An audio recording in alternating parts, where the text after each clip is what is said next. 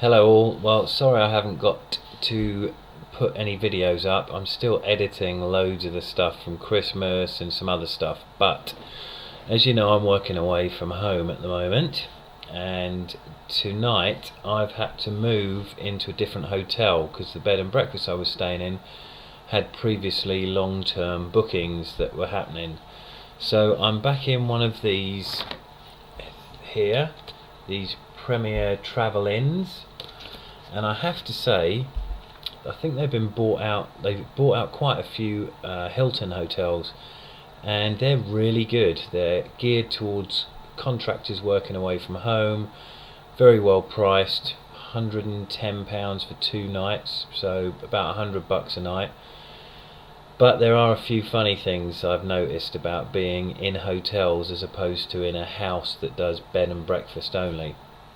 One is that when you walk down the corridors, you get that really musty, like boarding school smell, like locker room smell from school, and cheap deodorant.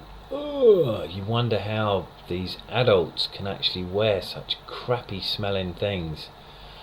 It's quite frightening, really. I mean, do they not smell what we smell? Anyway, I'm not saying stuff's got to be expensive, but there needs to be an element of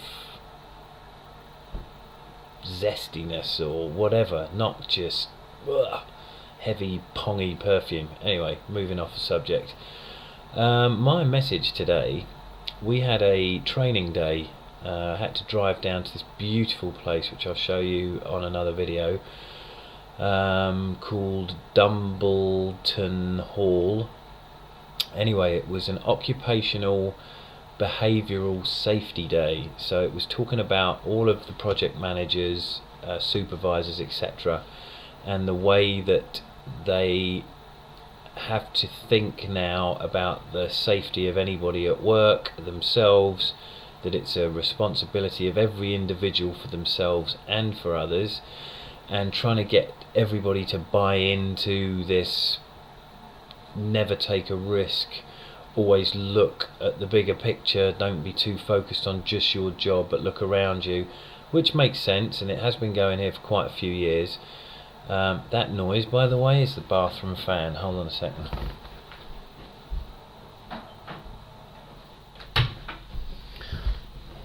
Right, so and one thing they did push, and that was that when it came to what was important in people's lives, everybody put family, going home, you know, their dogs, their kids, having a beer with their mates, and being paid, and all of these things which were based around humanitarian reasons, not company reasons, financial reasons, or necessarily legal reasons, although obviously some of them are. The majority were about humanitarian reasons. Well, with this in mind, the guy, Tony, then spun it round on us and said, well, how many of you risk assess the jobs that you do at home, or risk assess issues that may come up at home? How many of you check your fire alarms or your smoke detectors? How many of you know what the correct storage is for the tins of paint, or the cost assessment for what you may be keeping in your garage, or do you have spill kits? And really hit home that we are very much now a world that is protective of everybody at work, yet we tend to take our safety hats off when we go home. And the truth of the matter is, the only reason we go to work is to look after those that are at home.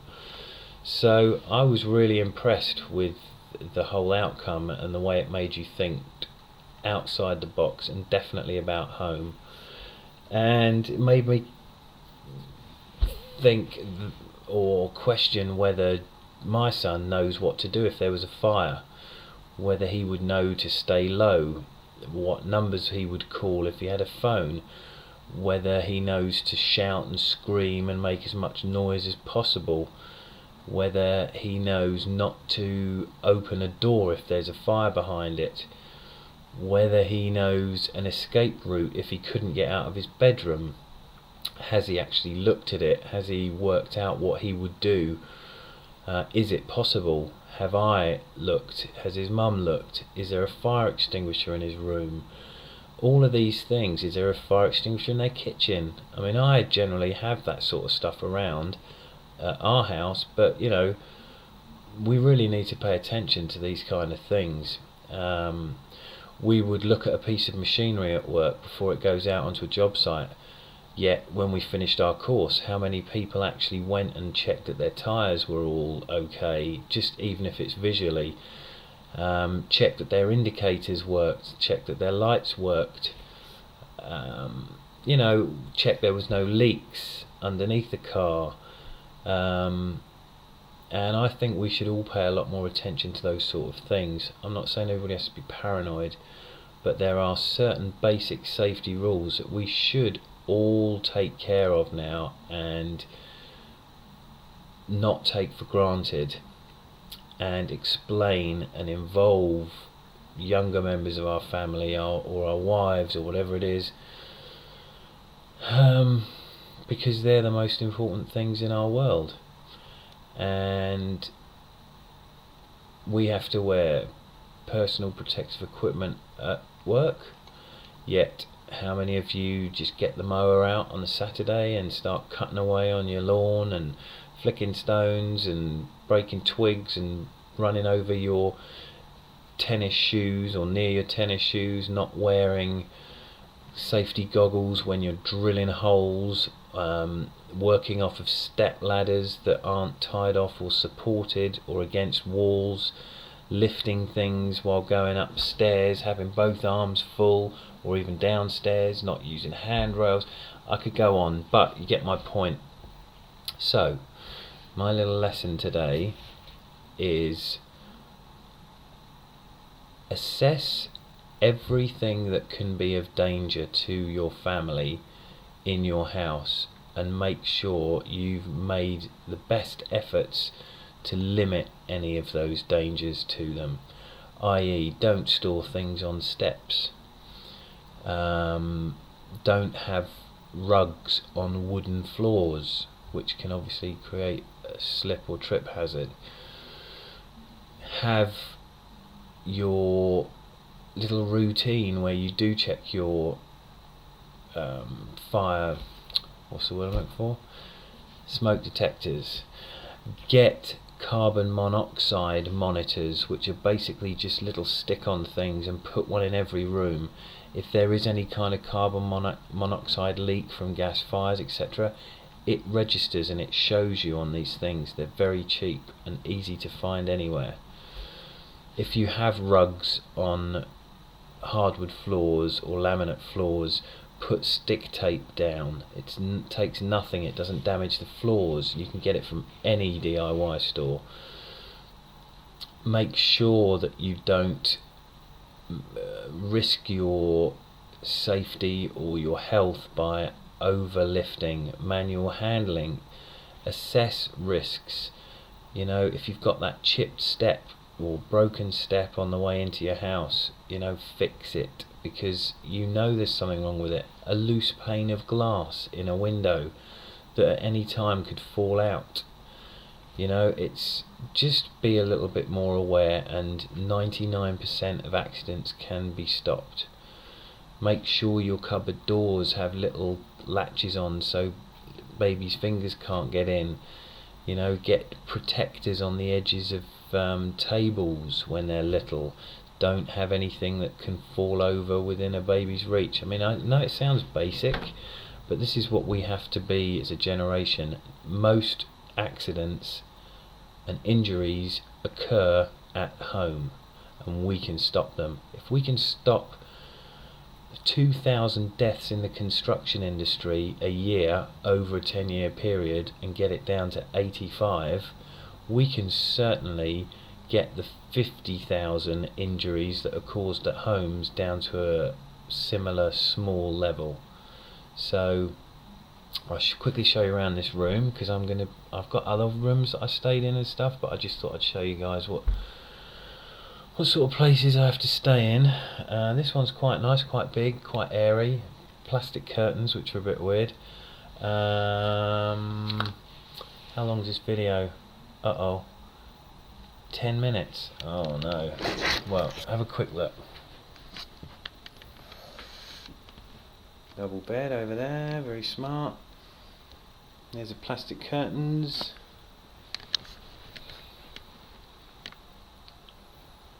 Spooky. Oh man, look at my ball patch.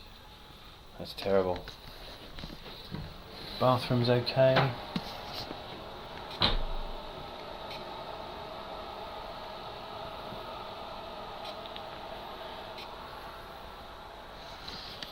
So obviously